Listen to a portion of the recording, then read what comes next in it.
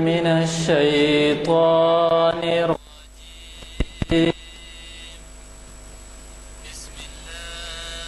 الرحمن الرحيم. أفلا ينظرون إلى الإبل كيف خلقت وإلى السماء كيف رفعت وإلى الجبال كيف سطحت. جیسے کہ آپ واقف ہیں، آج ہم اس نشست میں جس کا اس کی ابتدا ابھی قرآن پاک کی تلاوت سے ہوئی، ہم اس لیے جمع ہیں کہ اعلامیہ نمبر 432 کے مطابق آج 12 مئی 2012 مطابق 20 جماعت الاخر 1433 ہجری بروز خطاب نماز عصر ہم کانفرنس ہال جامع مسجد عالیہ میں فاؤنڈری میں یکجا ہوئے اور اس نشست کو مخاطب کر رہے ہیں آپ کے جانے پہچانے ایک نامور اسکالر اسلامک ہسٹری ڈاکٹر سید اسلام الدین مجاہد بعنوان حلف الفضول تاریخ کا ایک اہم معاہدہ. السلام علی رسول الامین. قابل احترام محترم جناب غلام ازدانی صاحب، میرے استاد محترم ڈاکٹر یوسف اعظمی صاحب، بزرگوں اور عزیز نوجوان ساتھیوں، السلام علیکم ورحمۃ اللہ وبرکاتہ. آج کی تاریخ اسلام کے لیے میں نے جو عنوان منتخب کیا ہے یہ تاریخ کا ایک اہم معاہدہ ہے جسے تاریخ اسلام میں حلف الفضول کے نام سے جانا جاتا ہے. میں اس بات کی وضاحت کر دوں، ہماری یہ نشستیں جو مسجد عالیہ میں گزشتہ تقریباً 1 دہے سے جاری ہیں، ان نشستوں میں اور دیگر مقامات پر ہونے والی نشستوں میں میں نے یہ محسوس کیا کہ کچھ نہ کچھ ایک فرق ہونا چاہیے، کچھ ان محافل کی انفرادیت ہونی چاہیے. اسی لیے بعض مرتبہ میں نے بعض ایسے عنوانات کو منتخب کیا ہے جو عنوانات اگرچہ کہ لوگوں کے لیے نئے معلوم ہوتے ہیں لیکن تاریخ اسلام میں اس کی بڑی اہمیت ہے. آج کے عنوان کے تعلق سے بھی جب فون پر جناب غلام ازدانی صاحب سے گفتگو ہوئی تو انہوں نے بھی یہی کہا کہ یہ عنوان کچھ نیا معلوم ہو رہا ہے، اور ابھی نماز عصر کے بعد بھی ہماری محفل میں شریک ہونے والے ہمارے ایک بزرگ نے بھی کہا کہ آج کا عنوان کچھ میرے سمجھ میں نہیں آیا ہے. تو بہرحال میں اس کی وضاحت کرنا چاہتا ہوں کہ یہاں آنے سے پہلے میں ہی نہیں بلکہ سبھی مقررین عنوان پر بڑا غور و فکر کرتے ہیں، اور میں تو تقریباً 8 دن تک سوچتا ہوں کہ آخر کس عنوان پر کہا جائے. ایسا نہیں ہے کہ اچانک کوئی ذہن میں عنوان آیا اور عنوان دے دیا گیا، یہ بات نہیں ہو سکتی ہے کم از کم میرے تعلق سے. لہٰذا آج کا جو عنوان میں نے لیا ہے، آپ لوگوں کے معلومات کے لیے میں کتاب لایا ہوں. یہ کتاب الرحیق المختوم اس کا عنوان ہے، اور اسے رابطہ عالم اسلامی نے انعام اول سے نوازا ہے. یہ کتاب عربی میں لکھی گئی،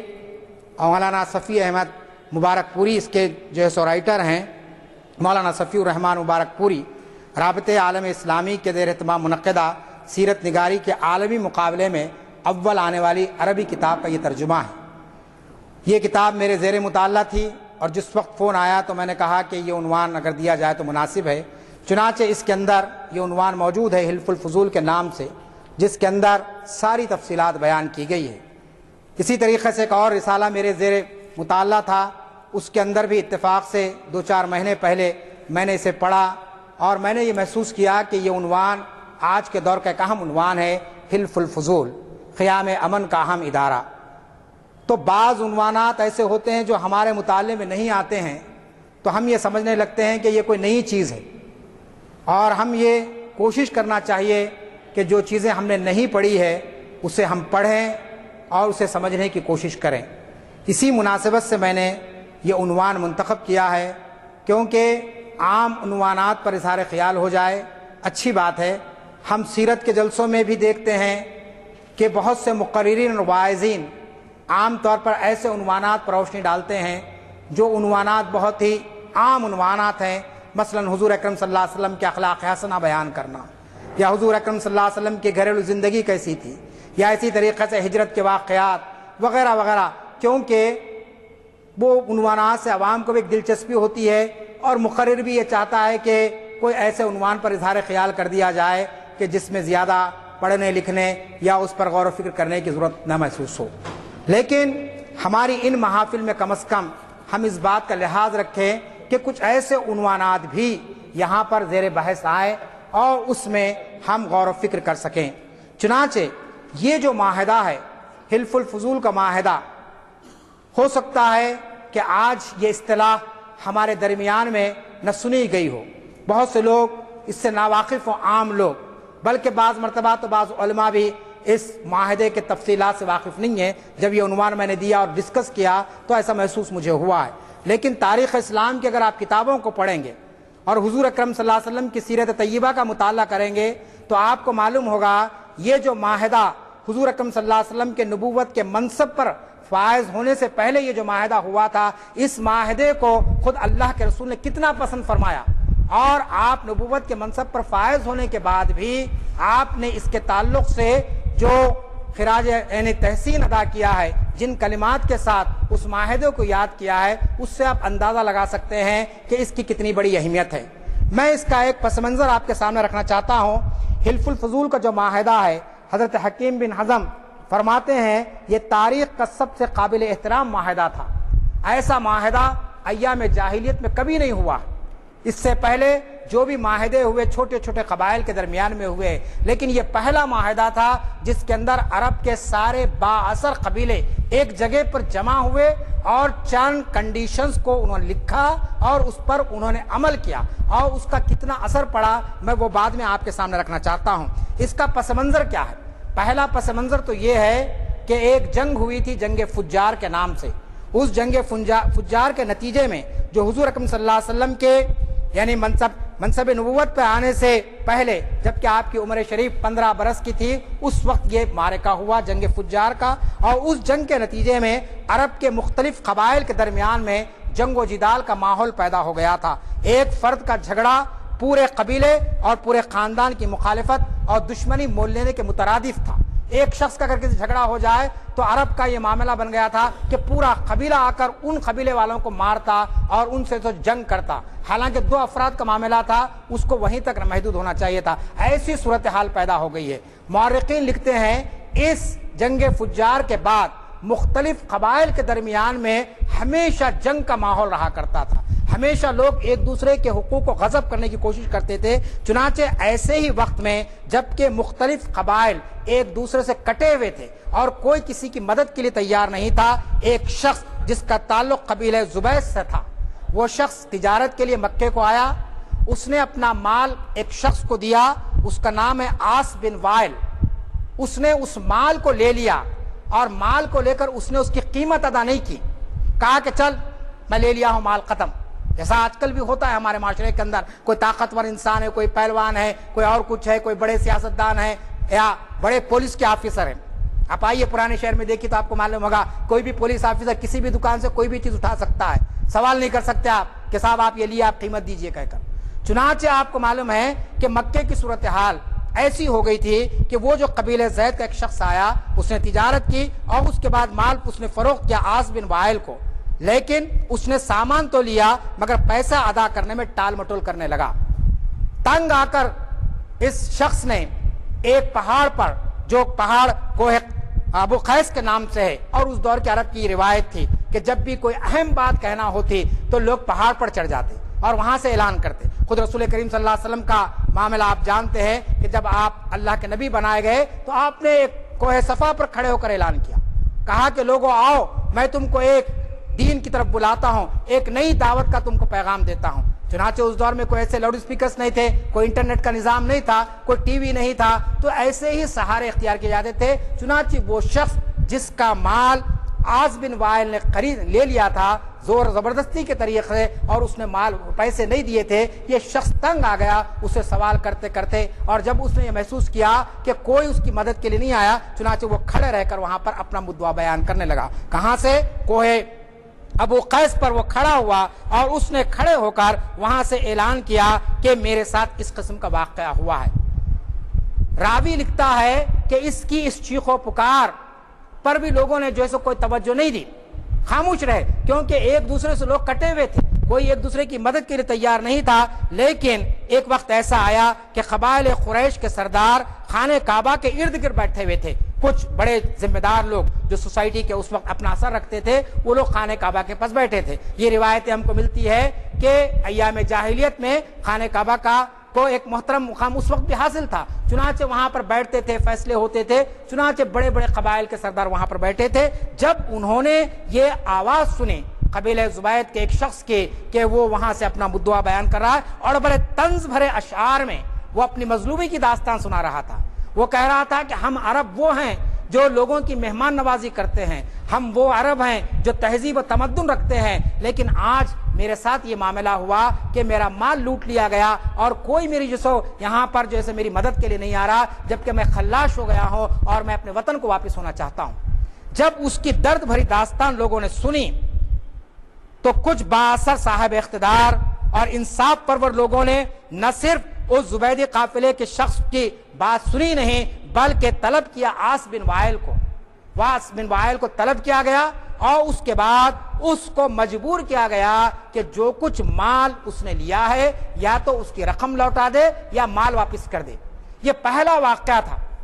کہ جہاں پر سرداران عرب جو ہے سو ایک مظلوم کی آواز کے لیے اٹھے اور انہوں نے اس کا مال واپس کیا. اس کے بعد وہ لوگ غور و فکر کرنے لگے کہ اگر یہ صورتحال ہو جائے گی کہ ہر شخص جس کا چاہے مال کھا لے, جس پہ چاہے ظلم کرے, تو پھر کیسا ہم امن کو قائم رکھ سکیں گے. چنانچہ مورخین لکھتے ہیں یہ واقعہ اور جنگ فجار کے واقعات بنیاد بنے حلف الفضول کی شکل میں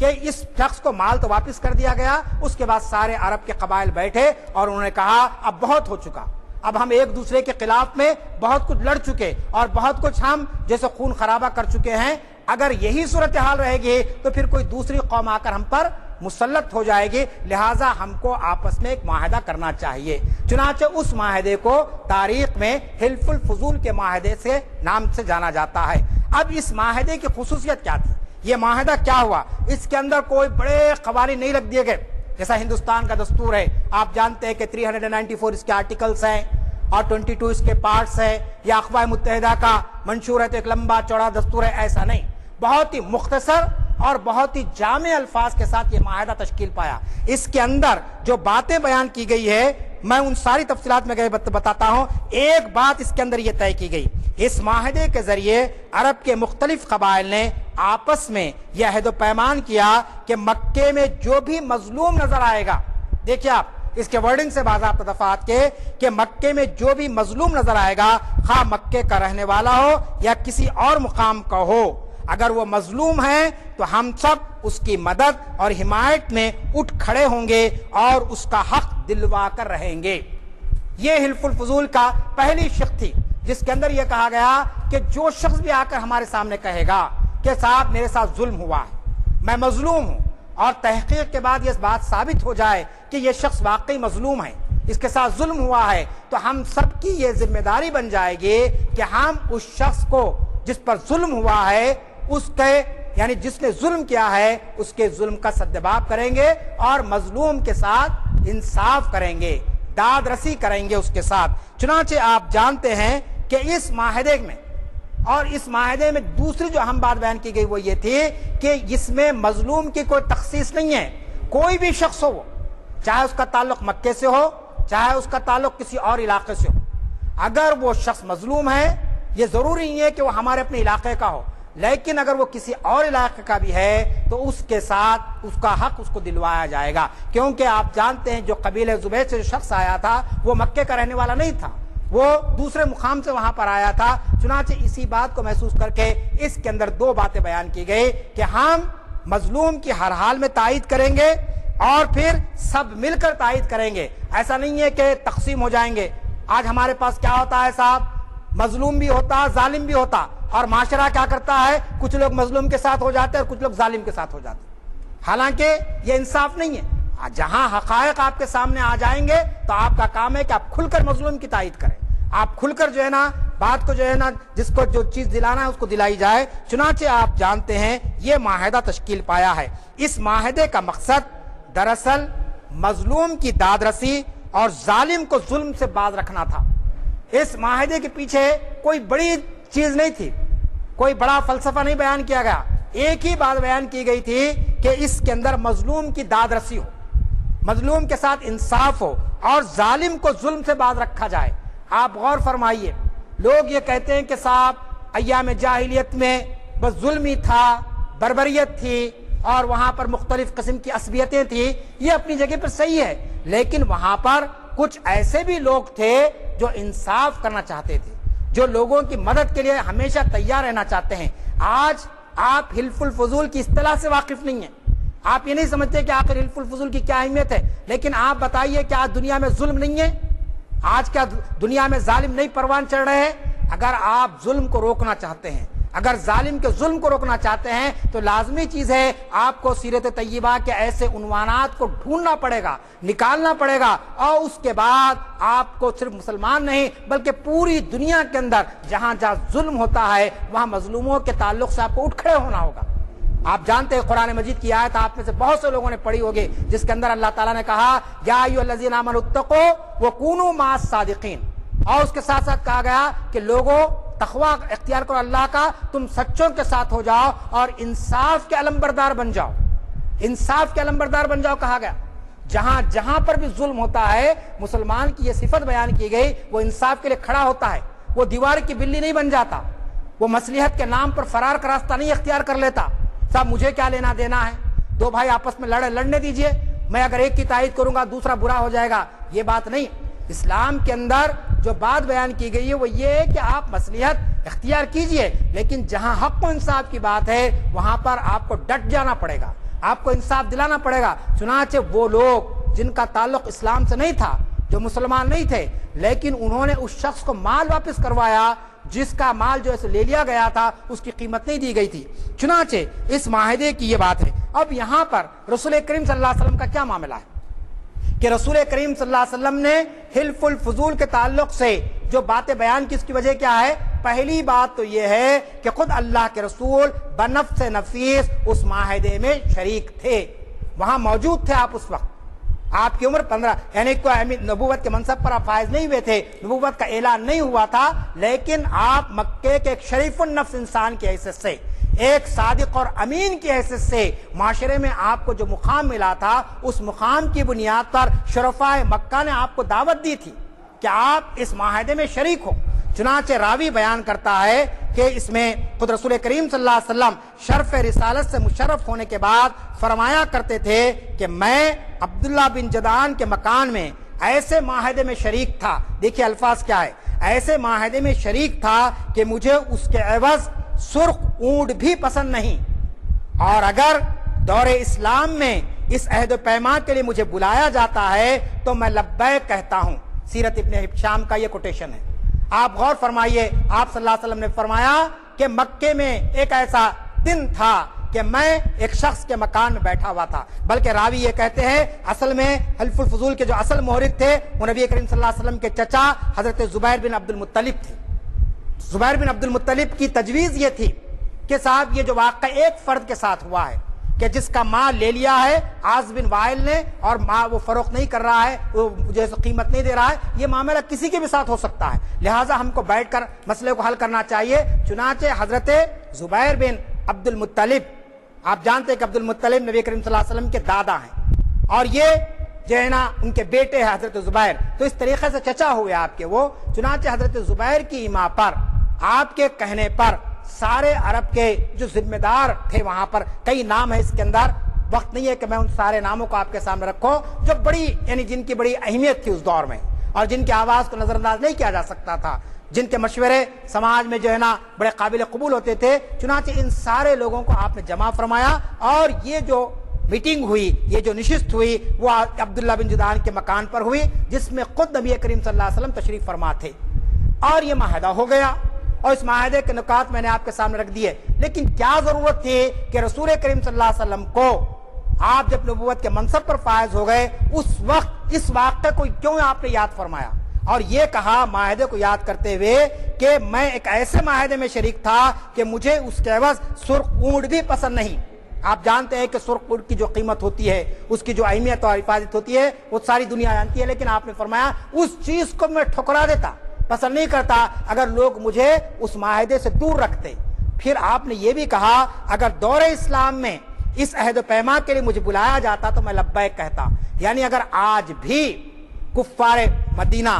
مشرکین مکہ، یہود و نصارہ جو اسلام میں داخل نہیں ہوئے تھے، لیکن آپ صلی اللہ علیہ وسلم نے کہا وہ اسلام میں داخل نہیں ہوئے ہیں، وہ میرے رسالت کے منکر ہیں، وہ اللہ کی وحدانیت کا انکار کرتے ہیں، لیکن اس کے باوجود اگر وہ حلف الفضول جیسے معاہدے کو اگر آج بھی تشکیل دینا چاہتے ہیں، جس کی وہ کیا ہے کہ ظالم کو ظلم سے روکنا اور مظلوم کے ساتھ انصاف کرنا، اس کے لیے میں آج بھی تیار ہوں۔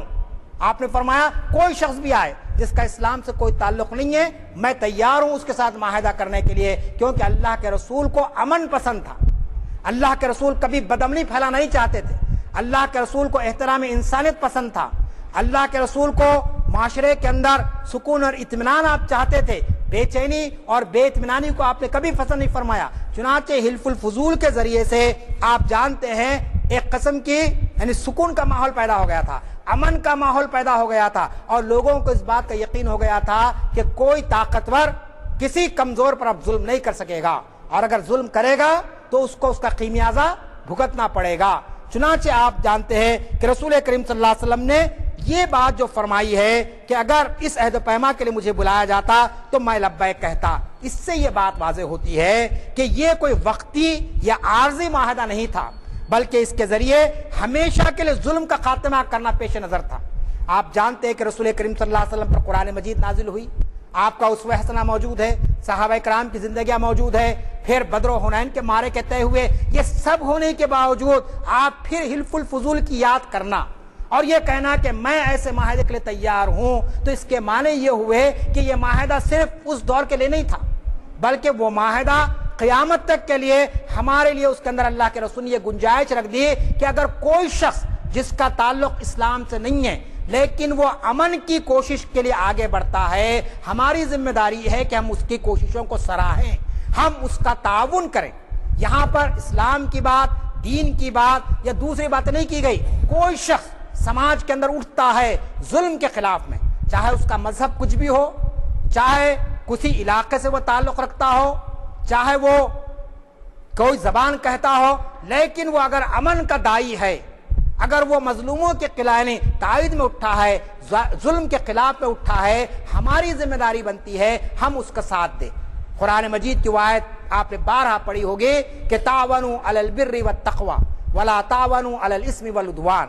کہ تم کو حکم دیا گیا اس بات کا کہ تم لوگوں کے ساتھ نیکی کے معاملے میں تعاون کرو۔ تعاون البر، بر کہتے نیکی کو، نیکی کوئی شخص کرے اس کے ساتھ تم تعاون کرو، اور اگر کوئی شخص غلط کام کر رہا ہے ولا تعاونوا علی الاثم والعدوان، کہ گناہوں کے معاملے میں، برے کاموں میں تم کسی کے ساتھ کسی قسم کا کوئی تعاون نہ کرو۔ تو اس طریقے سے ہم کو یہ بات معلوم ہوتی ہے کہ نبی کریم صلی اللہ علیہ وسلم کی رسالت سے پہلے یہ معاہدہ تشکیل پایا۔ اس معاہدے کے اندر خود نبی کریم صلی اللہ علیہ وسلم موجود تھے، اور نہ صرف موجود تھے بلکہ آپ کی اپنی حکمت بالغہ کی وجہ سے آپ نے اس معاہدے کو اس طریقے سے عام کیا کہ بعد میں آپ دیکھتے ہیں کہ کسی قسم کا کوئی جنگ و جدال مکے میں نہیں ہوا، کوئی جو ہے نا ایک دوسرے کے خلاف لڑائی اور جھگڑے کے لیے تیار نہیں ہوا۔ چنانچہ اس کے بعد بھی آپ نے اس کی تائید کی تاکہ معاشرے میں امن قائم ہو سکے۔ چنانچہ مکی زندگی کو آپ دیکھیے یا مدنی زندگی کو آپ دیکھیں گے تو ان 23 سال عرصے کے اندر بھی آپ کی ہمیشہ یہ کوشش تھی کہ माहौल के अंदर किसी किस्म का कोई ऐसा यानी सूरत हाल ना पैदा हो जाए कि लोग आपस में लड़ने पर तैयार हो जाए, लोग एक दूसरे का खून बहाने के लिए तैयार हो जाए। चुनाचे इस बात पे क्या गया, चुनाचे तमाम मुअर्रिखीन का इस बात पर इत्तेफाक है कि इस माहिदे के बाद हाल ये हो गया था कि मक्के में किसी शख्स पर जुल्म होता तो लोग उसकी हिमायत में उठ खड़े होते। वही मक्का जहां पर मैंने आपके सामने मुख्तसरन पेश किया कि जंग फुज्जार के बाद या उससे पहले क्या हालत थी कि जंगो जिदाल का माहौल था। छोटी छोटी बातों पर लोग जो है ना तलवारें निकाल लेते थे अपनी नाम से, और कबीलों के दरमियान में इस किस्म की खूनाशाम तबाही और इस किस्म की बर्बादी होती थी कि जिसका आप तसव्वुर नहीं कर सकते थे। लेकिन इस माहिदे का ये नतीजा निकला कि आप देखते हैं कि जब किसी मजलूम ने हिल्फुल फजूल की दुहाई दी तो उसकी हिमायत और उसकी ताईद के लोग फौरन तैयार हो जाते और उसका हक दिलाने में किसी किस्म की कोई पसोपेश न की जाती, कोई सवाल नहीं जायज होते। जब वो कह देता कि लोगों तुम गवाह रहो कि तुमने देखा कि इस सरजमीन पर एक माहिदा हुआ था और उस माहिदे के अंदर यह कहा गया था कि जिस पर जुल्म हुआ है, जो मजलूम है, उसके साथ इंसाफ किया जाएगा। मैं मजलूम हूँ, मेरे साथ जुल्म हुआ है, लिहाजा तुम ताईद के लिए आओ, तो लोग उसकी ताईद के लिए उठ खड़े होते। चुनाचे तारीख के अंदर एक वाक़या हमको मिलता है कि हजरत माविया के भतीजे और मदीने के गवर्नर वलीद बिन उतबा और हजरत इमाम हुसैन के दरमियान एक जायदाद के सिलसिले में झगड़ा हो गया। अब आप देखिए, हिल्फुल फुजूल का माहिदा हुआ हुजूर अकरम सल्लल्लाहु अलैहि वसल्लम के दौर में, यानी जबकि भी आप बिल्कुल जो है तो 20-25 साल की उम्र के थे, 40 साल में तो आपकी नबूवत का ऐलान हुआ, लेकिन हिल्फुल फुजूल का माहिदा हुआ है उस दौर में। और इमाम हुसैन जो नवासे रसूल है, लाजमी चीज है कि बहुत बड़ा फर्क है, कई साल गुजर चुके हैं, कई दहर गुजर चुके हैं, लेकिन इसके बावजूद मुअर्रिखीन ये लिखते हैं हजरत माविया के भतीजे और मदीने के गवर्नर वलीद बिन उतबा और हजरत इमाम हुसैन के दरमियान एक जायदाद के सिलसिले में झगड़ा हुआ। इस मौके पर हजरत इमाम हुसैन ने जब आपको इंसाफ नहीं मिला तो आपने हिल्फुल फजूल की दुहाई दी। आप गौर फरमाइए, यानी ऐसा अगर ये हिल्फुल फजूल की अहमियत नहीं होती तो इमाम हुसैन अल्फाज नहीं दोहराते, या नबी करीम सल्लल्लाहु अलैहि वसल्लम ये नहीं कहते कि आज भी मैं ऐसे माहिदे के लिए तैयार हूं अगर कुफ्फार मक्का और मुशरिकीन मक्का इसके लिए तैयार हूं। नवासे रसूल ने खुद यानी अपनी जायदाद के मामले में हिल्फुल फजूल की जो है ना दुहाई दी। चुनाचे मुअर्रिख लिखता है कि वलीद ने आपका वह अदा कर दिया जो आपको नहीं दिया गया था। जब आपने कहा कि एक माहिदा हुआ था कई साल पहले, जबकि हम इस्लाम में दाखिल नहीं हुए थे या अभी जो है ना अरब में इस्लाम पूरी तरीके से नहीं फैला था, लेकिन ऐसे वक्त लोगों ने मजलूम की ताईद की और उनका हक उनको दिलाया। अब तो इतना अरसा गुजर चुका है। चुनाचे ये वाक़या हमारे सामने आता है। इस चीज से मैं आपके सामने अपनी बात को रखना चाहता हूँ, क्योंकि जनाब गुलाम इज़दानी साहब को और तकरीबन लोगों को यहाँ से एक और जलसे में जाना है, और मैं चूंकि ये तारीखी वाक़या है उस तारीखी वाक़े को आपके सामने रखना चाहता हूँ और उसका जो हासिल है वो आपके सामने पेश करना चाहता हूँ कि इस माहिदे के ताल्लुक से रसूल करीम सल्लल्लाहु अलैहि वसल्लम जो कलिमात तहसीन अदा की है उससे इस बात का अंदाजा होता है आप क़ियाम अमन के लिए किस हद तक फिक्रमंद रहते थे। ये नुक्ता हमारे लिए बड़ा अहम है कि आज इस्लाम को दहशतगर्दी से जोड़ दिया जा रहा है, आज मुसलमान को दहशतगर्द करार दिया जा रहा है। आज जहाँ पर भी खून खराबा होता है तो सबसे पहले मुसलमानों का नाम लिया जाता है। हैदराबाद में कुछ वाक़यात हुए फ़िरक़ावाराना नौइयत के, और पुलिस ने, मीडिया ने, सभी ने, हुकूमत ने चंद मुस्लिम नौजवानों पर अपनी शक की जो है ना सुई घुमा दी और उनको गिरफ्तार कर लिया, लेकिन हक़ाइक़ आपके सामने आ गए। मैं तफसील में नहीं जा रहा हूँ। तो मालूम ये होता है कि इस्लाम कभी जो है ना बदअमनी को बर्दाश्त नहीं करता है। दाइए इस्लाम ने हमेशा इस्लाम के मानने वालों को इस बात की ताकीद की है कि वो हमेशा अमन को कायम रखे, वो हमेशा अमन के लिए कोशिशें करे। चुनाचे नबी करीम सल्लल्लाहु अलैहि वसल्लम के इस उसवा हसना से यही बात मालूम होती है। चुनाचे ऐसे हालात में हिल्फुल फजूल जैसे माहिदे अगर तश्कील दिए जाएं जिसमें मुख्तलिफ मज़ाहिब के तबक़ात और बरादरियों के बासर अफराद शरीक हों। आप जानते हैं कि हिंदुस्तान एक कसीर मजहबी मुल्क है। यहाँ मुसलमान भी है, हिंदू भी है, ईसाई भी है, आपके सिख भी है, जैन भी है, कितने मज़ाहिब यहाँ पर है। सिर्फ ये 4 नहीं है जिसका हम जिक्र करते हैं, कई हैं। आप हिंदू बरादरी में देखेंगे तो कई उनके जो है ना तबके बनते हैं, अपर कास्ट और लोअर कास्ट, फला फला, फिर आपके एससी एसटी फला फला, और इसी तरीके से फिर उनके अंदर भी कई कास्ट आपको मिलेंगे। चुनाचे ऐसे माशरे के अंदर जहाँ पर कसीर मजहब के लोग हैं اور لازمی چیز ہے کسی مذہب کے 100% اصولوں کو کوئی دوسرا مذہب والا قبول نہیں کرتا ہے. آپ اسلام کو پورے 100% اگر اس ملک میں موجودہ حالات میں اور اس حالات کے تناظر میں آپ نافذ کرنے کی بات کرتے ہیں تو یہ بات سطحی ہو سکتی ہے, کاغذ سطح پر ہو سکتی ہے, لیکن عملی طور پر آپ اس کو بتا نہیں سکتے کہ آپ نافذ کر دیے ہیں. لیکن اسلام کی وہ تعلیمات جو دیگر مذاہب کو اپیل کرتی ہیں, جن سے ہمارا ان کا اشتراک ہو سکتا ہے, جن نکات پر وہ اور ہم بیٹھ سکتے ہیں, اس پر ہم ان لوگوں کو دعوت دے سکتے ہیں حلف الفضول کے اس معاہدے کی دہائی دے کر کہ نبی کریم صلی اللہ علیہ وسلم نے یہ گنجائش قیامت تک کے آنے والے مسلمانوں کو دے دی ہے کہ جہاں لوگ پورے کے پورے اسلام میں نہ ہوں, جہاں پورا اسلام کو غلبہ عطا نہ ہوا ہو, وہاں پر آپ معاشرے میں امن کو قائم رکھنے کے لیے, وہاں پر لوگوں کے حقوق دلوانے کے لیے, وہاں پر لوگوں کے ساتھ انصاف کرنے کے لیے مختلف مذاہب کے درمیان میں بیٹھ سکتے ہیں. ان کی کچھ باتوں کو اور ہماری کچھ باتوں کو ملا کر انسانیت کو جو ہے نا یعنی سیدھے راستے پر لا سکتے ہیں. یہ دراصل حلف الفضول کا پیغام ہے. آج خاص طور پر میں نے یہ عنوان اسی لیے لیا کہ ہندوستان جیسے معاشرے کے اندر اس معاہدے کی اس لیے اہمیت ہو جاتی ہے. آج اس ملک کے اندر ظلم کتنا بڑھ رہا, کتنے لوگوں پر ظلم کرے. ہم پر ظلم ہوتا ہے تو ہم بہت کچھ کہہ لیتے ہیں. مجھے اس موقع پر بہت ہی مشہور انسانی حقوق کے وکیل اور آپ سب جانتے ہیں کنہ بیرن صاحب کی بات یاد آتی ہے. کنہ بیرن صاحب کو جب کبھی بلایا جاتا تھا پرانے شہر میں, جب کبھی پولیس کا ظلم ہوتا تھا اور ان کو بلایا جاتا تھا, ان کا یہ جملہ پیٹنٹ تھا کہ بھائی آپ پہ ظلم ہوا تو آپ بے چین ہو جاتے ہیں اور ہم کو بلاتے ہیں, لیکن ہمارے نوجوانوں پہ جو ظلم ہو رہا ہے, نیکسلائٹس کے نام پر ہزاروں لوگوں کو جو مار دیا جا رہا ہے, اس پر کبھی کوئی مسلم تنظیم یا مسلم قائد کبھی جو آواز نہیں اٹھایا. یہ جملے ہم نے سنے کئی مرتبہ. کیوں؟ اس لیے کہ مسلمان ان لوگوں کے تعلق سے جو مظلوم ہیں, ان لوگوں کے تعلق سے جنہیں ظلم کا نشانہ بنایا جاتا ہے, اس پر ہماری نظریں نہیں جاتی. ہو سکتا ہے ہم اپنے مسائل میں ہی گرفتار ہیں, یہ بات اپنی جگہ ہو سکتی ہے. ہم خود اتنا ظلم ہم پر ہو رہا ہے کہ اب دوسروں کا ظلم اگر ہم دیکھتے بیٹھیں گے تو لازمی چیز ہے کہ ہمارے مسائل نہیں ہو سکتے. لیکن یہ کوئی جواب نہیں ہے, یہ کوئی صحیح بات بھی نہیں ہے کہ صاحب ہم ظلم کا شکار ہے لہذا دوسروں پر بھی ظلم ہو رہا ہے, ہم تو کچھ نہیں کہیں گے, لیکن ہم پر ظلم ہوگا تو سب ہماری تائید کرے. یہ بات ماننے کے لیے تیار نہیں ہوتی ہے. اسلام ہم کو اس بات کی تعلیم دیتا ہے چاہے ظلم کسی پر بھی ہو آپ کو اٹھ کھڑے ہونا ہے. چنانچہ حلف الفضول کے ذریعے ہم اس معاہدے کے نکات کو دنیا کے سامنے لا کر مظالم کے خاتمے میں, حق تلفی کے سدباب اور اخلاقی اقدار کو فروغ اور سماجی سدھار اور قیام امن کے اندر مسلمان اس ملک کے اندر کلیدی رول ادا کر سکتے ہیں. وقت نہیں ہے کہ میں ساری تفصیلات میں جاؤں کہ آپ دیکھ رہے ہیں کہ اس وقت مظالم اپنی انتہا پر پہنچ چکے ہیں, ہر طبقہ ظلم کا شکار ہو رہا ہے. یاد رکھ لیجیے آج ہریجنوں کو سرکاری طور پر کچھ مراحت مل گئی, لیکن سماجی طور پر ان کو کوئی موقف آج بھی نہیں دیا گیا. آج بھی وہ کسی گاؤں میں کسی مندر میں جا کر پوجا نہیں کر سکتے. آپ نے دیکھا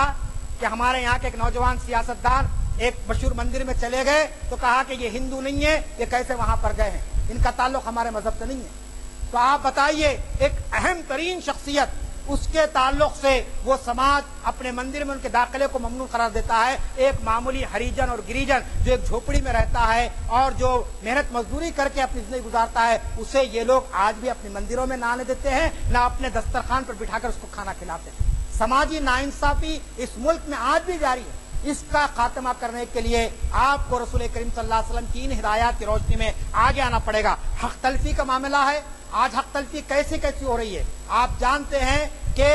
خاص طور پر میں یہ بات آپ کے سامنے دہرانا چاہتا ہوں, مسلم معاشرہ کیسی حق تلفی کر رہا ہے. آپ نے اخبارات میں پڑھا کہ خود ہمارے پاس کے مسلم معاشرے کے اندر آج یعنی لڑکیاں اگر رحم میں ہیں تو اس کو مارنے کا عمل جاری ہو رہا ہے. مسلم معاشرے کے اندر کتنی لڑکیوں کو جو ہے نا ان کی صحیح تربیت نہیں کی جاتی. کہا جاتا ہے کہ صاحب یہ لڑکی ہے, یہ پڑھ کے کیا کرے گی, اور یہ جو ہے اس سے جو ہے ہماری کوئی دلچسپی نہیں رہتی ہے. حق تلفیاں, اولاد ماں باپ کی کتنی حق تلفیاں کر رہی ہے. چند ہزار ریال, چند ہزار ڈالر دے کر اولاد یہ سمجھ رہی ہے کہ صاحب ہم نے ماں باپ کا حق ادا کر دیا. ماں باپ اپنے بچوں کو خوشنما لباس پہنا کر, اچھی گاڑی دلا کر, بہترین قسم کا فون دلا کر یہ سمجھ رہے ہیں کہ صاحب ہم نے اپنی اولاد کا حق ادا کر دیا. دین کے معاملے میں اور ان کی تربیت کے معاملے میں آپ جانتے ہیں کہ کس قسم کی لاپرواہی اختیار کی ہے. یہ دراصل یہ سب حق تلفیاں. حق تلفی صرف یہ نہیں ہے کہ صاحب آپ کو روزگار نہیں دیا گیا, حق تلفی ہوئی ہے. آپ کو جو ہے نا کوئی موقع نہیں دیا گیا, حق تلفی ہے. ہر شخص آج کے معاشرے میں میں محسوس کرتا ہوں ایک دوسرے کے تعلق سے حق تلفی کر رہا ہے، جانے یا انجانے، دانستہ یا نادانستہ، ایسے ماحول میں، اور پھر اخلاقی اقدار کے فروغ کے لیے چنانچہ تکثیری معاشرے میں قیام عدل کے لیے دوسرے مذاہب والوں کے ساتھ تعاون آج وقت کی ایک اہم ترین ضرورت بن گئی ہے۔ ہم ایک تکثیری معاشرے میں، ایک پلورلسٹک سوسائٹی میں، اس پلورلسٹک سوسائٹی کا ایک تقاضا ہے ہم قیام عدل کی کوشش کریں، اور قیام عدل کے لیے حلف الفضول سے بہتر آپ کے سامنے کوئی ایسا تاریخی واقعہ نہیں آنا جاتا ہے۔ اس سے بہترین ایک ہے حجۃ الوداع کا معاملہ، اس کو کسی اور موقع بیان کروں گا کہ نبی کریم صلی اللہ علیہ وسلم نے حجۃ الوداع کا جو خطبہ دیا ہے، اس خطبے کے اندر جو آپ نے باتیں بیان کی وہ تو رسالت کا آپ کا جو آخری دور تھا، یعنی مشن کی تکمیل تھی، لیکن حلف الفضول کا معاملہ جو اسلام سے پہلے کا ہے اس کی جو اہمیت آپ نے بیان کی ہے۔ چنانچہ تکثیری معاشرے میں قیام عدل کے لیے دوسرے مذاہب والوں کے ساتھ تعاون اور عدل و انصاف کی فضا، ظلم و زیادتی اور صفاقی کا خاتمہ، یہ سب چیزیں اس وقت ہو سکتی ہے جب کہ ہم اسلام کے یا نبی کریم صلی اللہ علیہ وسلم کی ہدایات کی روشنی میں ما قبل اسلام کے ہوئے معاہدوں پر بھی ہم غور و فکر کریں، اور رسول کریم صلی اللہ علیہ وسلم نے ما قبل اسلام کے واقعات کے تعلق سے جن واقعات پر آپ نے مذمت کی اس سے ہم کو رکنا چاہیے، اور جن واقعات کو آپ نے تحسین کی نظر سے دیکھا اس پہ ہم تحقیق کریں اور اسے دنیا میں قابل عمل بنانے کی کوشش کریں۔ اللہ تعالیٰ سے دعا ہے اللہ تعالیٰ ہم کو اس بات کی توفیق بخشے کہ ہم تاریخ اسلام کو کے پورے واقعات کو اور تاریخ اسلام کو صحیح انداز میں سمجھنے کی کوشش کرے۔ رب اغفر وارحم وانت خیر الراحمین، وآخر دعوانا ان الحمد للہ رب العالمین۔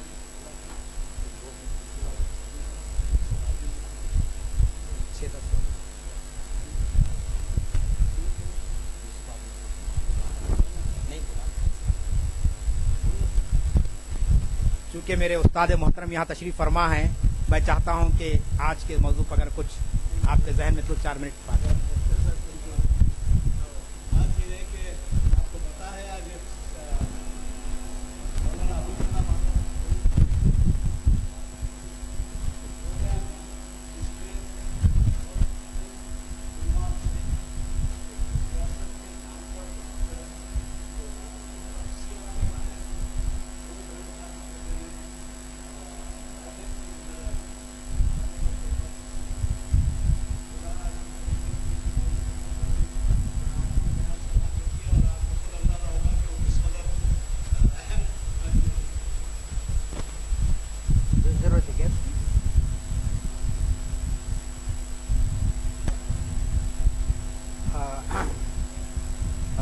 آج کے مقرر اسلام الدین مجاہد اور غلام یزدانی صاحب اور دو ہاں اوپر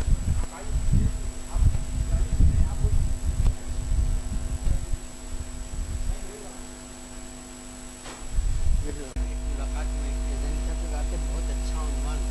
اسلام الدین مجاہد کا کیا میں آ رہا ہوں، اور ان کو میں نے خاص طور پر کہا کہ میں شرکت کرنا چاہتا ہوں اور یہ اتنا اچھا عنوان۔ دراصل میرے شاگرد ہونے کے ساتھ ساتھ یہ وہ خود اپنی جگہ ایک بہت انڈیپینڈنٹ اہم شخصیت ہے۔ ان کی تحریریں آپ دیکھتے ہیں اور سیاسی جہد پر مختلف سماجی ناانصافیوں کے خلاف ان کی تحریر میں تو بہرحال اپنی جگہ ایک توازن ہے، لیکن مقرر بڑے غلط ہے۔ انہوں نے شاید کئی سو محافل کو سیاسی محافل کو بھی لگا، اور ان میں قدرت اتنی صلاحیت بھی ہے کہ وہ ہم کو تقریر کر سکتے۔ تقریر کا فن ایسا نہیں ہے کہ آپ آئیں بس ادھر سے ادھر جائیں۔ آپ نے دیکھا کہ اسلام الدین مجاہد نے فوکس سے کہیں ہٹ کے کوئی بات نہیں، فوکس بہت امپورٹنٹ ہوتا ہے، خاص طور سے ریسرچ یا تحقیق یا تعلیمی اداروں سے وابستہ لوگوں کے اندر وہ فوکس ہوتا ہے۔ اب بنیادی مکاتب سے نکلنے والے علماء کہہ لیں، مولوی حضرات کہہ لیں، ان کے یہاں وہ نہیں رہتا، وہ بہرحال ایک عجیب سے، تو ان کے یہاں ایک فوکس ہے۔ بہت اچھے انداز میں انہوں نے اس معاہدے کی ہمارے یہاں ایک پہلے سعودی عرب میں ایک میگزین نکلتا تھا مائنورٹی افیئرس، اس میں ایسے بہت سے مضامین بھی آتے تھے جس میں مسلمان جہاں اقلیتوں میں رہتے ہیں وہاں وہ کس طرح سے انٹریکٹ کریں دوسروں کے ساتھ۔ اب ہم کہتے رہے ہم نے بھی کیے، حکومت ان ممالک کی بات اپنی جگہ ہے، لیکن یہ کہ دنیا کی آبادی، مسلم آبادی کا جو ہے 1/3 حصہ اقلیت کی حیثیت گزارتا پوری دنیا میں۔ 20ویں صدی کے مائگریشن کے بعد تو مغربی دنیا، اقبال سے پوچھا گیا کہ آپ تاریخ اسلام میں کون سی بات کو بڑی اہمیت دیتے ہیں، تو انہوں نے کہا کہ ایران کی فتح۔ کیوں؟ کیونکہ عرب جہد جو اسلام کے ساتھ جڑی ہوئی تھی وہ یونیورسل بن گئی، لیکن حقیقت میں یونیورسل 20ویں صدی میں ہوئی، جبکہ پوری جو ہے مائگریشن جو ہے مسلمانوں کا مغربی دنیا اور اب تو اس وقت نئے سرب میں آیا ہے کہ مسلمان امریکہ میں دوسری آبادی ہیں یہودیوں کے مقابلے، یہودی آبادی، یعنی کوئی ہم جذباتی طور پر ہم لوگ تو یہاں ہندوستان میں بھی بولتے ہیں ہماری 13% نہیں، ہم 25% ہیں، لیکن اسٹیٹسٹک کی بنیاد پر وہاں وہ اس وقت دوسری ہیں۔ یہ اور بات ہے، ان کی کوئی ریپرزنٹیشن نہیں ہے، کیونکہ یہودیوں کے اندر مدرسے ہیں، بینکس ہیں، لابیز ہیں، سیاست ہے، پیسہ ہے، اور ٹی وی میڈیا ہے، بہت سے فیکٹرز بھی ہیں اس کے علاوہ، ان کا انٹریکشن اور ان کی پوری جو ہے۔ تو بہرحال تو مسلمانوں کو تو ایک طرح سے اب ان چیزوں کو، اور اسلام الدین مجاہد نے اس بات کی طرف آپ کو انفرنسز دینے کی کوشش کی کہ یہ معاہدہ جس کی جو ہے انڈارسمنٹ رسول اکرم صلی اللہ علیہ وسلم نے کیا جو ان کی نبوت سے پہلے کا واقعہ ہے، یہ بڑی خاص بات ہے، غور کیجیے کہ نبوت سے پہلے کی ان چیزوں کو عمومی طور پر عموماً نہیں کہا جاتا، لیکن ایک ایسا معاہدہ تھا جس کی یونیورسلٹی ہے، جیسے یونیورسلٹی ہمارے دوسرے انبیاء علیہ السلام کے پیغام کے بہت سے پہلو ہمارے ہوتے ہیں، تو ایک یونیورسل ڈائمنشن بردرہڈ یونیورسل کا اس کو رسول اکرم صلی اللہ علیہ وسلم نے، اور پھر حضرت امام حسین کا واقعہ بھی انہوں نے بیان کیا، جس کے اندر بعض ایسے واقعات ہیں جو انسانی تاریخ میں، خاص طور سے اسلامی تاریخ میں، حجۃ الوداع کا جو ذکر ہے ایک منشور ہے انسانیت کا، ہیومن چارٹر ہے، اس کے اندر دیکھ لیجئے اقوام متحدہ تو نے اپنے بہت سی چیزیں کی، عملی طور پر وہ غیر جمہوری ادارہ ہے، جہاں ویٹو کا ہو، جہاں امریکہ اور مغربی طاقتیں جو ہے اپنی جو ہے منمانی کرتی ہوں، تو وہ بہرحال بہت حد تک مجھے جانے کا بھی موقع ملا وہاں پر سیکیورٹی کونسل کی جگہ اور دوسرے، لیکن بہرحال میں نے شعروں میں بھی لکھا کہ خود جو ہے فاختہ پیروں کے نیچے دب گئی، لیکن اس معاہدے میں جیسے حجۃ الوداع کا غیر معمولی جو ہے بہت اہم واقعات ہیں کہ ایک ایک چیز ان منشور انسانیت ہے۔ دوسری بات یہ ہے کہ صلح حدیبیہ کو بھی دیکھیں، صلح حدیبیہ کو کے تعلق سے تو حضرت عمر رضی اللہ تعالیٰ عنہ نے بھی برہمی کے ایک عالم میں آ گئے تھے بے شمار لوگ کہ یہ کیا ہو رہا، دب کے معاہدہ کر رہے ہیں، لیکن فتح مبین تھی کہا گیا، بعد میں کس طرح سے پیغام۔ تو بعض وقت آپ جو ہے کسی بھی لوگوں کے ساتھ جو ہے معاہدے کرتے ہیں تو اس کے پیچھے اسپرٹ کیا ہے دیکھنی چاہیے، اور وہ اسپرٹ جو ہے ویسی پھر میثاق مدینہ دیکھیے آپ، میثاق مدینہ میں جو ہے جو امت کا جو تصور دیا گیا اس وقت، اس کو آپ غور سے پڑھیے کس طرح سے ایک ایک پہلو کو، اور ڈیٹیل پڑھیے آپ میثاق مدینہ کے اندر کس طرح سے جو ہے، تو انسانوں کے ساتھ جو ہے برتاؤ کرنے میں اسلام نے بہت بڑی بڑی جو ہے واضح ہدایات دیں، جیسے پڑوسی کا حق ہے، پڑوسی کے حق میں آپ کو یہ نہیں کہا کہ پڑوسی مسلم ہو، پڑوسی ہندو ہو، اگر وہ ظلم کرنے والا یہودی بھی ہو، حالانکہ یہودیوں میں بھی بہت اچھے لوگ ہوتے ہیں، کافی جو ہے مجھے وہاں کی تحریکوں سے بھی علم ہوا ہے بعض لوگوں سے، تو وہ جو ہے ایک اسلام اس طرح سے نیبرہڈ کا تصور آج ڈیولپ ہوا ہے، پہلے ہی آپ کو بتا دیا گیا۔ تو یہ چند اور بھی بے شمار واقعات ہیں، اس بات کے اس پہ جو ہے میں توقع کرتا ہوں کہ اسلام الدین مجاہد اس پہ ایک تفصیل سے ہر ایک پہلو کو جو لیں گے، میثاق مدینہ ہو یا جو صلح حدیبیہ ہو، حجۃ الوداع کا واقعہ ہو، اور فتح مکہ کو بھی آپ دیکھیے کہ انسانی تاریخ میں کیا مثالیں مل سکتی، جو آدمی جو ہے فتح کر کے جائے سر جھکائے ہوئے انکساری کے ساتھ جا رہا ہے، معافی کی پوری جو ہے کے دروازے کھول دیے گئے ہیں، اور وہ لمحہ تو ایسا ہوتا ہے کتنے عذاب، کتنے ظلم رسول اکرم صلی اللہ علیہ وسلم اور ان کے خاندان پر کیے گئے تھے، ایسے وقت میں کوئی برہمی کا کوئی لفظ نہیں ہے، اور رحمت للعالمین ہے، اور عجیب ایک سائیکالوجی مسلمانوں کے اندر پیدا ہو جاتی ہے. وہ رحمت للعالمین ہے لیکن رحمت للمسلمین بنانے کی کوشش میں مصروف ہے. ارے رب العالمین ہے رب المسلمین بنانے کی. دیکھیں خدا کی سب مخلوق ہے اور قرآن نے بتایا کہ یہ تعارف کے لیے ہے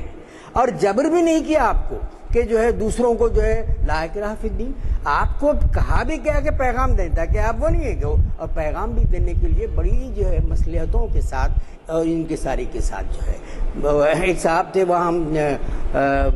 دوسروں کو پیغام تم کرسچن اچھا میں روک دیا. میں بولا ادعو الی سبیل ربک بالحکمت والموعظۃ الحسنۃ وجادلھم باللتی ہی احسن. اس کو رکھو. آپ کو پیغام دینے دوسروں کو اس طرح کا نہیں دینی چاہیے کہ قرآن کے اندر ایک ایسی جو ہے اصولی جو ہے باتیں بتائی گئی ہیں کہ مثلا یہ کہ کہا گیا کہ انسان کی فرد کی سطح پر ہی جو ہے انقلاب خود وہ ذمہ دار نہیں ہے. قوموں بھی انقلاب قدرت اس وقت تک نہیں دے گی جب ان کے اندر جو ہے وہ چینج نہ ہو. خدا نے آج تک اس قوم کی حالت نہیں بدلی نہ ہو جس کو خیال آپ اپنی حالت کے بدل لیں. اسلام دین مجاہد نے دو اور باتیں بہت اچھی کی. ایک یہ کہ دستور حق کا سیکولر بن جاتا ہے لیکن سماج کس حد تک سیکولر ہے. نام ظلم صدیوں سے ظلم سہنے والے طبقوں کو آپ نے حقوق دیا لیکن وہ حقوق کہاں پامال ہوتے ہیں سماج میں. حالانکہ تبدیلیاں تو آئیں, ایسا نہیں ہے کہ اقبال نے کہہ دیا تھا رشی کے فاقوں سے ٹوٹا نہ برہمن کا طلسم, لیکن ٹوٹا ہے طلسم. اس کے بہت سی چیزیں بھی ہمارے سامنے آتی ہیں اور مسلمانوں کے اندر یہ سچ ہے. انہوں نے تھوڑا سا کہا کہ مسلمانوں پہ دہشت گردی کا جو ہے وہ ہے کہ وہ ایک تیلگو کے شاعر نے کہا کہ رحم مادر میں اسٹیمپ لگا دیا جاتا ہے مسلمانوں کو کہ وہ دہشت گرد ہیں. حالانکہ کرکرے کے بعد آپ دیکھ لیجئے ہندو دہشت گردی کا کیا روپ ہمارے سامنے آیا. میں جب امریکہ میں تھا وہ وہاں کی اوکلاہوما کی بلڈنگ نیشنل بلڈنگ کو گرا دیا گیا. گراتے جو ہے ابھی ایک صاحب آ گئے ٹی وی پہ, میں جانتا ہوں انہوں یہودی تھے, میں جانتا ہوں یہ ٹیررسٹ مسلمانوں کا ہے, اخبارات نے لکھ دیا سب چیزیں. معلوم ہوا کہ کرسچن فنڈامنٹلسٹ لوگوں نے کیا ہے اس کو کرسچن. پھر واشنگٹن ٹائمز نے لکھا کہ وی O N apology to Muslims. تو شک کی سوئیاں تو ہر وقت جو ہے میزائلز کی طرح آپ لگا دیتے ہیں مسلمانوں پر. ٹھیک ہے مسلمانوں نے کیا بہت جگہ, اس سے انکار نہیں. ہمارے بادشاہوں نے بھی ظلم کیا, اس سے بھی انکار نہیں. لیکن یہ سمجھنا کہ یونیلیٹرلی صحیح یہی ہے نہیں ہے. ہندو فنڈامنٹلسٹ کی, ہندو اور جو ایگریسو فورسز کی بھی آپ دیکھ لیجیے. آر ایس کی کتاب پڑھی آپ کو جو نہیں ملتی بنچز آف تھاٹ, اس کے اندر 3 کامن اینیمیز ہیں مسلم اور کرسچنس اور کمیونسٹ. خیر اب کمیونسٹ تو جو ہے مارجنلائز ہوتے گئے اس کے بعد. اس زمانے میں جو ہے گرو گولوالکر نے کتاب لکھی ہے اس پہ جو ہے. تو نفرتوں کی جو پوری آندیاں آپ نے دیکھی ہوئی تمس جو بشم سہانی نے لکھا اس کے اندر کس طرح سے, ابھی میں پوری طریقے سے پڑھا نہیں لیکن آج کا پورا جو ہے فلیش جو ہے سہارا پہ. مجھے صبح وہ قرآن کے جو ٹرانسلیشن کے سلسلے میں جانا تھا اس لیے دیکھ نہیں سکا, تو اس میں آیا کہ ان کے اندر امریکن آرمی کو مسلمانوں کے خلاف کس طرح سے ٹرین کیا جاتا رہا. سنا کہ 1 سال سے بند ہے, بلکہ مکہ مدینہ کو بھی جو ہے انہوں نے ناگاساکی طرح سے کس طرح سے, میں تفصیل نہیں پڑھا, آپ لوگ پڑھیے میں کیونکہ بھی, لیکن پورے میں اوپر کی سرخیاں میں نے پڑھ چکا تھا. دیر از سم تھنگ ان اٹ. تو یہ جو ہے نفرتوں کی جو دیواریں ہیں, یہ نفرتوں کے ریشل جو ڈسکرمنیشن ہے وہ اسلام کا حصہ نہیں ہے. حضرت بلال کو جو اقبال نے کہا کہ سب بدل گئے رومی گئے لیکن بلال کی عظمت اپنی جگہ باقی ہے. ہم نے کہیں پوری جو ہے اسلامی تاریخ میں. اور پھر مساوات ہی ایک بات ہے جو دراصل ہندوستان میں جو ہے مذہب کے پھیلانے میں مدمہ جو ایکویلٹی ہے وہ کور ہے اسلام کا. اور ایک ہی صف میں کھڑے ہو گئے محمود و ایاز, نہ کوئی بندہ رہا اور نہ کوئی بندہ نواز. اور اس کو بڑی مزاح انداز میں کہا کہ مسجد کی سیڑھیوں کے بعد وہ جو ہے پھر کوئی بندہ نواز وہی حالت مسلمانوں کے اندر. تم شیخ ہو, تم برہمن, تم سید ہو, سب کچھ ہو لیکن مسلمان کو. یہ مسئلہ کی اختلافات بھی بڑی جو ہے وہ ہے. پھر دوسری بات جو ہے ہمیں آئیڈینٹیفائی کرنی چاہیے دوسروں کے ظلم کے سب پہ ہو رہا. تو یہ مان لیا کہ آپ پہ ظلم ہو رہا ہے لیکن اب وہ دور گیا کہ آپ ظلم ہوتے خاموش بیٹھے تھے. اب مسلمانوں میں کے ایل گوبا نے ایک کتاب لکھی تھی پیسیو وائسز. اب وہ پیسیو وائسز نہیں ہے, مسلمانوں آرٹیکولیٹ کرنا شروع کر چکے ہیں. مسلمانوں میں اتنی, ورنہ بعض اخبارات جو ہے لفظ مسلمان فرقہ وارانہ فسادات لکھتے ہوئے ڈرتے تھے. اس کے بعد ایک اخبار کا تو یہ اللہ تعالیٰ اتنا کرنا، اور پھر انہوں نے اتنی سرخی میں دیا 68 کے فسادات کے، اخبار جو واپس ہو گئے بنڈلز، اور پھر ان کی صحت بھی اس کی وجہ سے متاثر ہوئی۔ دوسرے اخبار نے ایک صفحے پہ جب نیرو بانسی بجا رہا تھا اور چیف منسٹر جو چلے گئے تھے، تو اس طرح سے حقائق کو کہنے کی جو ڈر تھا، جو خوف تھا، کیونکہ 47 کے ساتھ جو گلٹ مسلمانوں پہ ڈال دیا گیا کہ تقسیم کے آپ ذمہ دار، اور تاریخ بتاتی ہے کہ تقسیم کے صرف مسلمان ذمہ دار نہیں ہیں۔ ضرور انہوں نے کنسالیڈیشن کر لیا، ضرور انہوں نے آئیڈینٹی کیا، اس کی وجہ یہ تھی کہ مارجنلائزیشن شروع ہو گیا تھا ریوائولسٹ موومنٹ کی وجہ سے خود کانگریس کے اندر، ایک سے ایک بڑی شخصیتوں کو نہ وہ کیا، اسی لیے بہت سی چیزیں آ گئی تھی سامنے، اور پھر اس کو جو ہے انہوں نے اپنے مقصد۔ لیکن آپ کو میں یہ بھی بتا دوں کہ 46 کے معاہدے میں محمد علی جناح نے دستخط کیے تھے کہ جو ہم فیڈرل، اب نہرو کی اپنی شاطر پن تھا، بڑا آدمی تھا، روشن خیال تھا، لیکن اندر جو ہے بہت وقت پاور مانگرنگ کی جو ہے بہت سی چیزیں ہمارے سامنے آتی ہیں۔ تو وہ جو بات ہے کہ identification with the suffering community, یہ اسلام کا بہت بڑا ڈائریکشن ہے۔ اس میں نہیں کہا گیا کہ کون سا گروہ ہے کیا ہے، تو ہم دراصل اگر یہ آئیڈینٹیفیکیشن مضبوط ہو تو دلتوں کے ساتھ مسلمانوں کا اتحاد غیر معمولی اہم ہوگا۔ اب ہم ہندو پاپولیشن کو جیسا احساس کرتے ہیں، اور ہمارے جو انڈر سیکرٹری جنرل رہے ہیں یہاں کے، اور وہ انہوں نے اپنی کتاب میں یہ جتنے ٹرائبلز ہیں وہ ہندو فیملی میں نہیں آتے، ان کا الگ ہے بالکل۔ خیر وہ ڈال دیے ہیں بیولڈرڈ کمیونٹی بنا کے، اس طرح نہیں ہے۔ میرے سے جین کے سب سے بڑے منی کوشچن میرے تھے یہ کیا ہے، why do they identify as Hindu بول رہے تھے مجھے پارلیمنٹ میں بول رہے ہیں، تو ایک بہر ہندی کی تعداد کم ہوتی، بولے نہیں وہ اس کا ویریشنز ڈال دے کے میتھلی اتلی اس کو ہندی کی تعداد، یا گمکس بھی کھیلتے ہیں لوگ اپنی جگہ اس کی تو ہم کو چاہیے کہ جو لوگ سفر ہوتے ہیں ان کے ساتھ آئیڈینٹیفیکیشن کریں، اور دلتوں نے کیا بھی آئیڈینٹیفیکیشن، بہار میں کیا اور لیٹ گئے وہ لوگ مسلم علاقوں کے طرف، اور جو ہے یہاں تک کہ ایک دور وہ بھی تھا کہ گجرات میں بھی کیا، یہ قاتل مودی سے کہ بہت پہلے کی بات بتا رہا ہوں، تو یہ دونوں اور بھی 2-3 جگہ ایکسپیریمنٹس ہوئے، تو ہم ان کے ساتھ آئیڈینٹیفیکیشن، سفرنگ کمیونٹیز کے ساتھ آئیڈینٹیفیکیشن کرنا اسلام کا مقصد ہے۔ ایسا نہیں ہے کہ آپ کو صرف مسلمانوں کے حق کے لیے، آپ کو رحمت للعالمین کی امت میں ہیں تو آپ پوری جو ہے دنیا کے سفرنگ کی کمیونٹی کے، یہ صحیح ہے کہ ہمارے اپنے دکھ اور درد خود اتنے ہیں، اتنی جو ہے تباہیاں ہیں، اتنی جو ہے کہ نفسیاتی پیچیدگیاں ہیں، اور اتنے الزامات کی دنیا ہے، تو اس میں ہم بسا اوقات کرتے ہیں، غلطی ہے، لیکن غلطی یہ جو ہے ایبسولوٹ نہیں ہونی چاہیے۔ آپ جاتے نفسیاتی طور پر آپ تیار ہی نہیں رہتے، آپ بتائیے کہ جو ہے وہ خیر تھوڑا سا ماؤس کی بات آئی، تھوڑا سا خوف ہو سکتا ہے ماؤس کا، لیکن اس کے علاوہ جو سفرنگ دلت کمیونٹیز پہ ہوتی ہیں وہ اپنی جگہ ہیں، ایسے جو ہے سماج کے دستور ان کو دیا گیا ان کے ساتھ ہے، تو ہمیں چاہیے کہ یہ ان کے ساتھ جو ہے آپ آئیڈینٹیفائی کریں، ان کے ظلم کے خلاف آواز اٹھائیں، کہاں بھی ظلم ہو رہا ہو، صرف ریلیجیس کمیونٹیز میں نہیں دوسرے بھی آئیڈینٹیفائی کریں جس حد تک چاہے کم سے کم، لیکن کوئی زبانی بیانات تک نہیں آتے، آپ کا پارٹیسپیشن تو دور کی بات ہے، آپ کے بیانات بھی نہیں آتے، آپ کی سوچ کا حصہ بھی نہیں بنے، یہ بہت بڑی خراب بات ہے۔ تو یہ جو آج انہوں نے تقریر جس جو عنوان کیا بہت غیر معمولی ہے کہ کس طرح سے ہمیں دوسروں کے ساتھ دوسروں کے دکھ درد میں شامل ہونا چاہیے، کیونکہ دکھ درد انسانی ورثہ ہے، خالی کسی کمیونٹی کسی مذہبی طبقے کا نہیں، اور اسی لیے یہ بہت اہم عنوان ہے، اور انہوں نے بہت جسٹیفائی کیا، اہم مثالیں دیں، اور مجھے توقع ہے کہ بہت سے اسی طرح کے میں نے جو اور پہلو